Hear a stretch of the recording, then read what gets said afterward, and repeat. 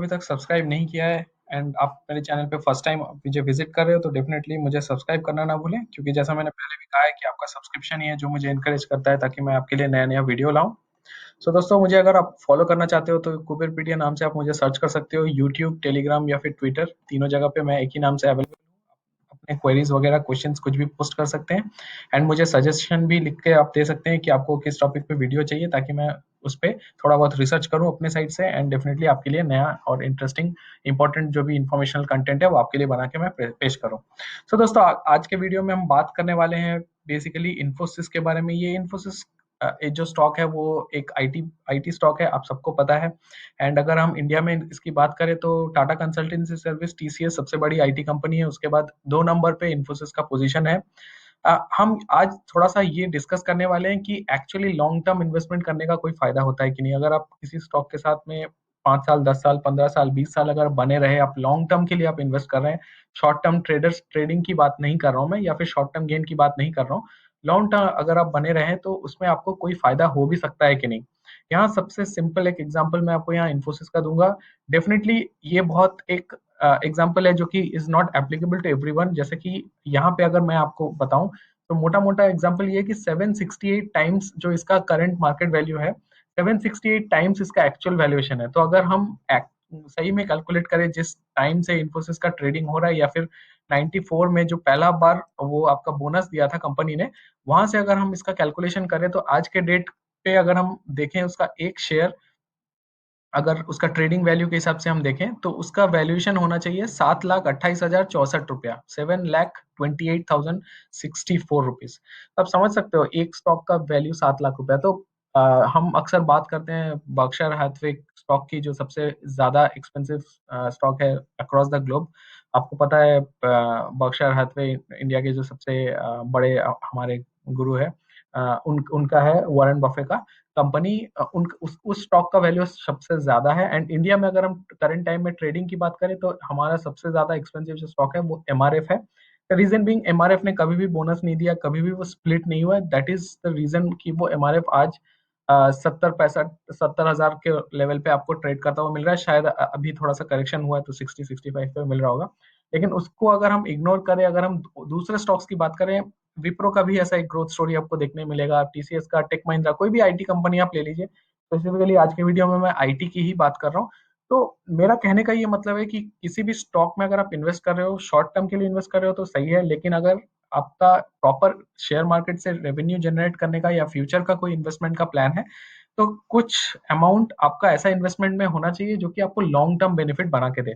जैसा कि ये है, तो अगर आपके पोर्टफोलियो में आप इन्वेस्ट कर रहे हो 1 लाख रुपया, शॉर्ट टर्म के लिए आप 90 हजार इन्वेस्ट कर रहे हो, तो 10 हजार रुपया आपको ऐसे स्टॉक्स में लगाने चाहिए जिसको आप नियर टाइम पे नहीं बेचने वाले हो। तो कितना भी उसमें फ्लक्चुएशन आए, कितना भी ज्यादा वैल्यू रिटर्न आए, आपको वो होल्ड करना है, क्योंकि वो आपको एक मल्टीबैगर रिटर्न बना के देगा। उसके लिए आपको डेफिनेटली होल्ड करना पड़ेगा। तो बहुत सिंपल सा एग्जांपल मैं आपको यहाँ दिखाता हूँ। जैसे 94 में मान के चलते हैं, अगर उसका वैल्यूएशन था इन्फोसिस का एक्स, तो 1:1 उसने बोनस दिया है। तो बोनस में क्या होता है, आपका फेस वैल्यू आपका ये हो जाता है, आपका बोनस फेस वैल्यू सेम रहता है लेकिन शेयर का वैल्यू हाफ हो जाता है। तो अगर देखा जाए तो अगर उस दिन का अगर शेयर का प्राइस 100 रुपया रहा होगा तो बोनस के बाद में उसका वैल्यू हो गया होगा 50 रुपए, करेक्ट। लेकिन हिसाब से अगर आप देखा जाए तो वैल्यूएशन उसका 2 टाइम्स हो रहा है, क्योंकि एक्चुअल वैल्यूएशन उसका 100 था जो टूट के 50 हो गया, करेक्ट। अगेन 97 में 3 साल बाद फिर से बोनस दिया गया, फिर 1:1, फिर टू का हो गया 4x। तो दैट मीन्स यहाँ पे जो आपने अगर स्टार्टिंग में आपने 100 रुपया लगाए थे, उसका अगर अभी आपका वो टूट के 50 रुपया वैल्यूएशन हो गया, तो डेफिनेटली ऐसा नहीं है कि स्टॉक का वैल्यू कम हो रहा है, राइट। ये शायद ये 50 रुपया से बढ़ के 3 साल में ये फिर से 100 रुपया हो गया। लेकिन ये जो 100 रुपया है, ये देखा जाए तो एक्चुअली 4x है, करेक्ट। तो उस हिसाब से अगर आप देखो तो ये 4 गुना टूटने के बाद में इसका वैल्यूएशन 100 रुपया आ रहा है। तो अगर ये नहीं टूटा होता तो शायद इसका एक्चुअल वैल्यूएशन 400 रुपया होता। उसी हिसाब से अगर हम आगे देखें, 99 में फिर से बोनस, फिर ये 8x, 99 में स्प्लिट हुआ है तो फेस वैल्यू इसका हाफ हुआ होगा, 16x। उसी तरह से 2004, 2006, 14, 15, 18 में लेटेस्ट उसने 1:1 का बोनस दिया है एंड करंट वैल्यूएशन उसका आपका आ रहा है 768x। तो अगर आप ये जो टोटल कैलकुलेशन के हिसाब से अगर आप देखो, जितना भी उसका वैल्यूएशन उसका स्प्लिट हुआ है, अगर स्प्लिट नहीं हुआ होता तो आज के डेट पे इसका वैल्यूएशन करीब करीब ये 7 28,000 के करीब आपका एक स्टॉक होता है। हालांकि वो क्योंकि इतना वो बोनस और स्प्लिट दिया है जिसके चलते वो 768 टाइम्स टूटा है शेयर। दैट्स वाई अगर इसको 768 से आप डिवाइड करोगे तो आपको 900 का प्राइस करीब कुछ मिलेगा, जो कि आज के डेट पे 900 हजार के करीब करीब 980 के करीब में आपका जो प्राइस चल रहा है वो इसका वैल्यूएशन है। हम ग्राफ में भी देखें, ऑब्वियसली जैसा मैंने आपको बताया कि जहां से उसका इंसेप्शन है यहाँ से स्टॉक ने कंटिन्यूअसली आपको अपमूव बना के दिया है। डेफिनेटली देयर वे डिप्स, काफी ज्यादा डिप्स आए हैं, लेकिन ये डिप्स में जिन्होंने अपना पोजीशन नहीं बेचा है, वो अपना लॉन्ग टर्म के लिए जिन्होंने अपना पोर्टफोलियो बनाया, वो आज यहाँ पे खेल रहे हैं।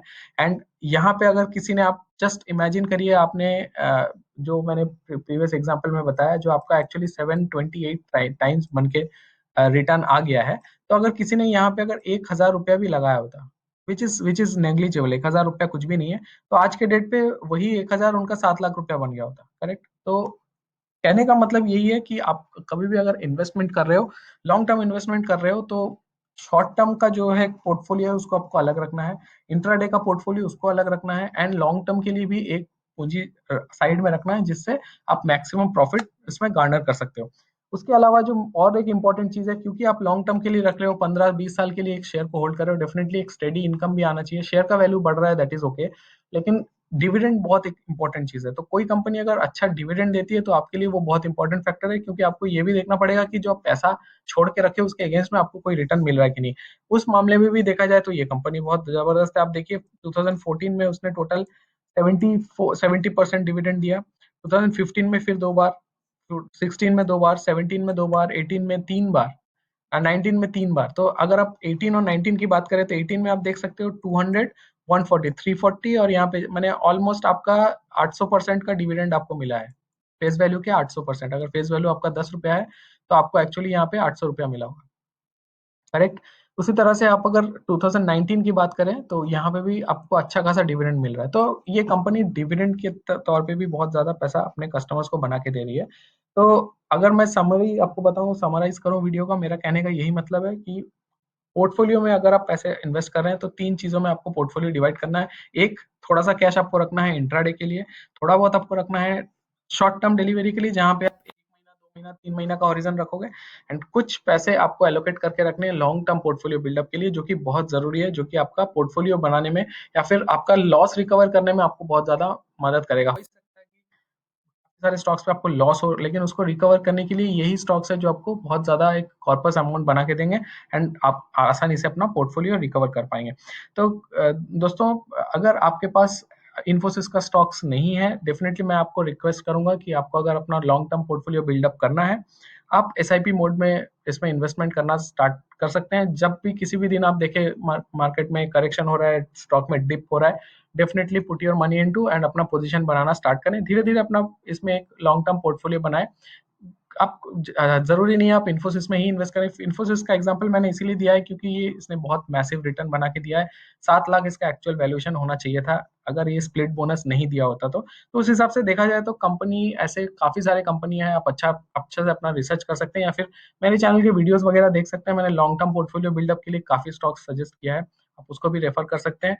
एंड डेफिनेटली एक लॉन्ग टर्म पोर्टफोलियो आपको बनाना चाहिए, एंड मुझे लगता है कि इस वीडियो के बाद से आप इस बारे में एक बार जरूर सोचेंगे। तो थैंक्स फ्रेंड्स, वीडियो पे अंत तक बने रहने के लिए बहुत बहुत धन्यवाद। एंड अगर आपको कंटेंट पसंद आया तो डेफिनेटली मैं दोबारा रिपीट करूंगा, मुझे सब्सक्राइब जरूर करें ताकि आपका सब्सक्रिप्शन मुझे मिले और मैं और ज़्यादा इंकरेज हूँ आपके लिए नया नया वीडियो बनाने के लिए। तो मेरे चैनल में बने रहने के लिए बहुत बहुत धन्यवाद, एंड वीडियो को अंत तक देखने के लिए बहुत बहुत धन्यवाद। मैं बहुत जल्द हाजिर होता हूँ नया कोई कंटेंट लेके जो कि आपके लिए फायदेमंद होगा। And thank you so much, मिलते हैं बहुत जल्द। Thank you.